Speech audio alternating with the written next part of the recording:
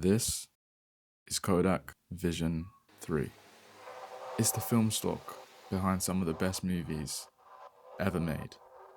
Now imagine we can get this exact same look without ever having to touch a film camera.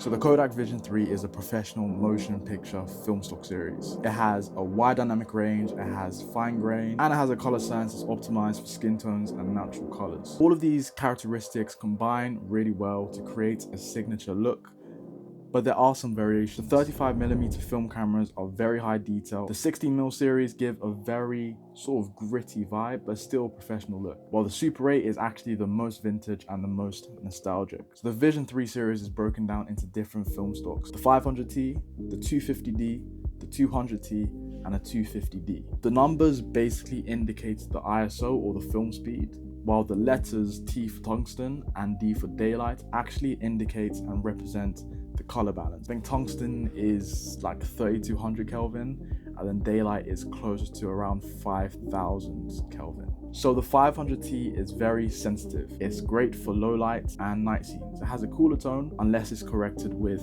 color graded. And the grain is also a lot more noticeable due to the higher ISO. 200T has a balanced sensitivity. It's great for sort of controlled lighting conditions. It's like the 500T, but cleaner. And it also has softer colors than the 500T because of the reduced grain. The 250D is less sensitive than the 500T, and then the 50D has low ISO, extremely fine grain, and it's the best for bright conditions. It works great outdoors, has rich colors, and has the lowest ISO, which means the cleanest image with the highest amount of detail. So achieving this film look actually requires a combination of things that I've slowly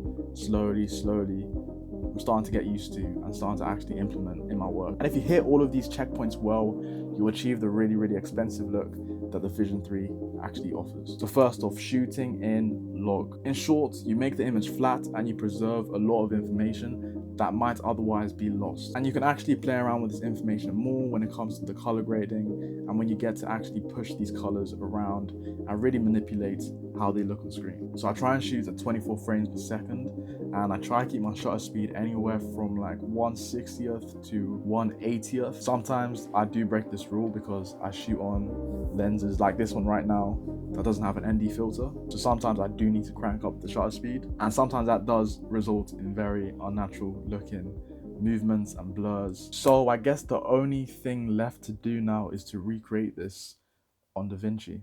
So my typical sort of grading process for this consists of 5 key sections or compound nodes: exposure, white balance, saturation, look, and dehancer. So obviously with this look, I'll be using dehancer, which is probably the best plugin I've used to get the film look. And you can actually get 10% off if you use the code in the description of this video. So I actually do start with dehancer first. I sort of load in the profile from my camera, and then after I've selected that, I go straight into the exposure. So the first sort of compound node section. In the exposure, I do exactly that. I just adjust the exposure. And then in the next sort of node, I just sort of adjust the curves. So when filming an S-Log2, it basically just has this really kind of nasty like red hue. So I just sort of mess around with the curves. The next node is very important. It's the white balance. Some of the film looks have this really nice sort of orange look, and then some of them are a bit more cool. So in this, I put everything to a Rec 709 sort of standard. By that I mean, I just sort of make the whites look actually white, and I don't try and make it too warm or too cold just yet. And then I also adjust the tint, so I basically adjust the levels of green and purple in the image to basically make the whites in the image look actually white. The next is a saturation.